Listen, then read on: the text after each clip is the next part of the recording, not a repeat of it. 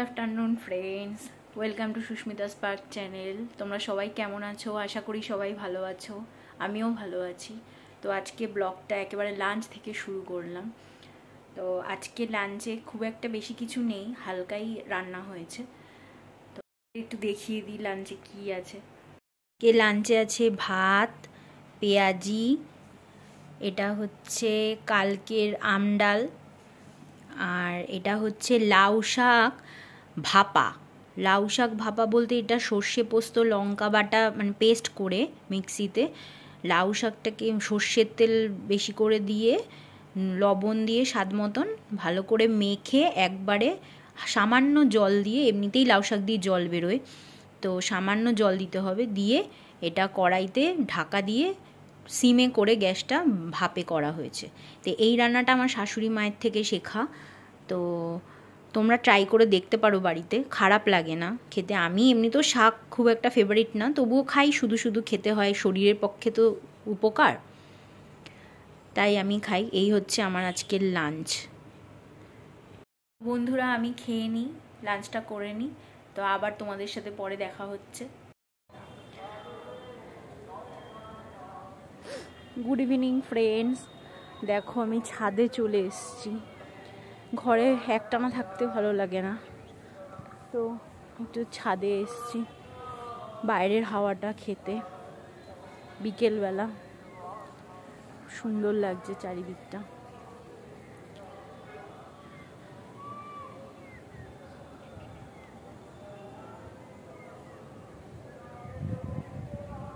সুন্দর হাওয়া দিচ্ছে।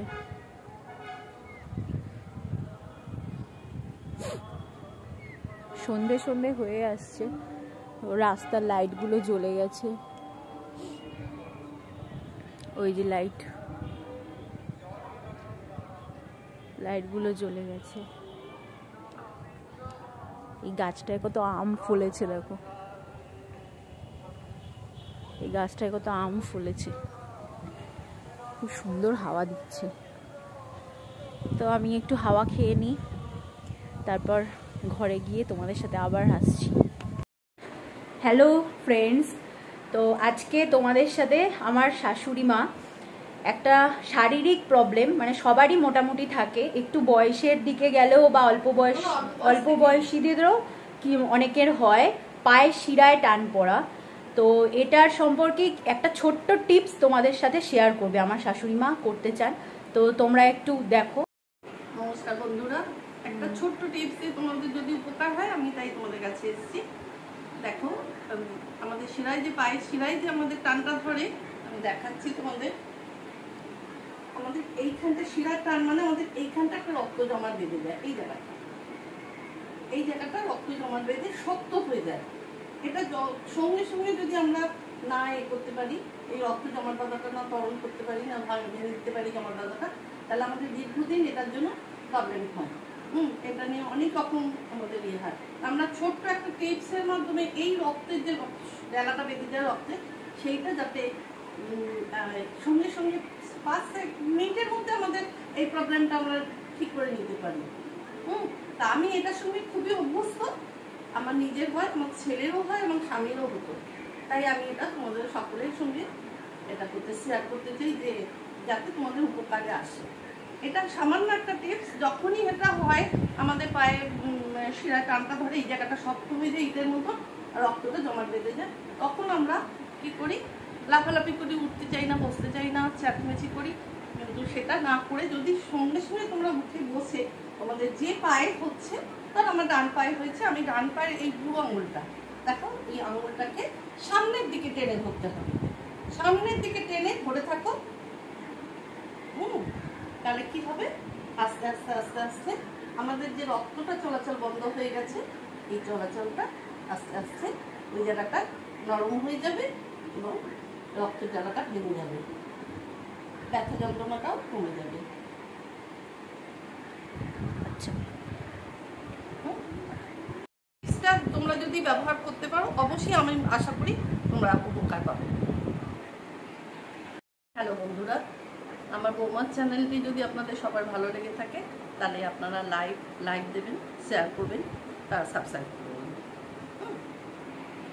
বন্ধুরা, তোমরা দেখতেই পেলে আমার শাশুড়ি কি সুন্দর অল্প সময়ে ছোট্ট একটা টিপস দিয়ে দিল। তো পায়ে শিরার টান ধরার একটা প্রবলেম সলভ করার। তো তোমরা অবশ্যই ট্রাই করে দেখবে, অবশ্যই ভালো ফল পাবে। তো আবার দেখা হচ্ছে রাতে ডিনার নিয়ে।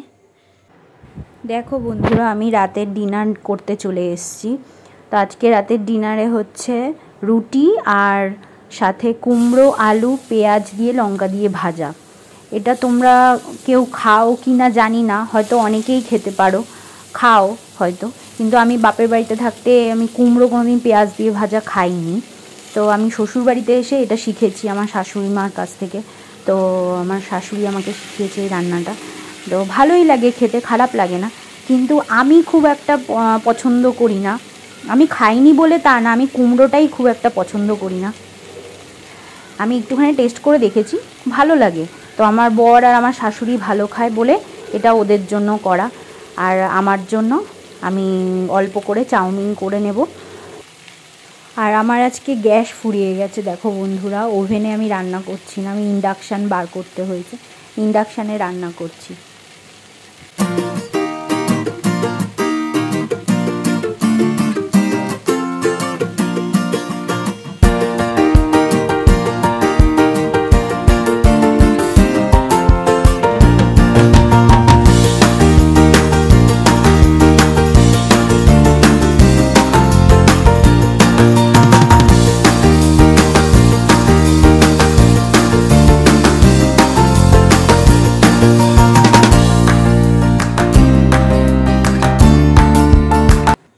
আমি ডিনার নিয়ে চলে এসেছি।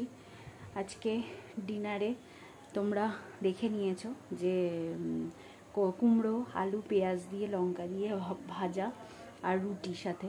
ওটা আমি খাবো না, কারণ আমার কুমড়ো খুব একটা ভালো লাগে না, ভালো খাই না আমি কুমড়ো। তো ওটা আমার শাশুড়ি আর বর খাবে, ওদের দুজনের জন্য করেছি। আর আমার জন্য করেছি টেনটানা। তো আমার জন্য করেছি হচ্ছে চাউমিন। আমার চাউমিন সেদ্ধ করে দিলেও আমি খেয়ে নেব, মানে আমার এতই প্রিয়। এর আগের ভিডিওগুলোতেও বলেছি আমি, তোমরা জানো। তো আমি নর্মাল আলু পেঁয়াজ দিয়েই করেছি চাউমিন। তো এটাই আমার আজকের ডিনার।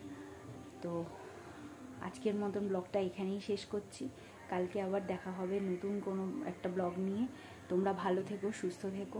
গুড নাইট, শুভরাত্রি, টাটা।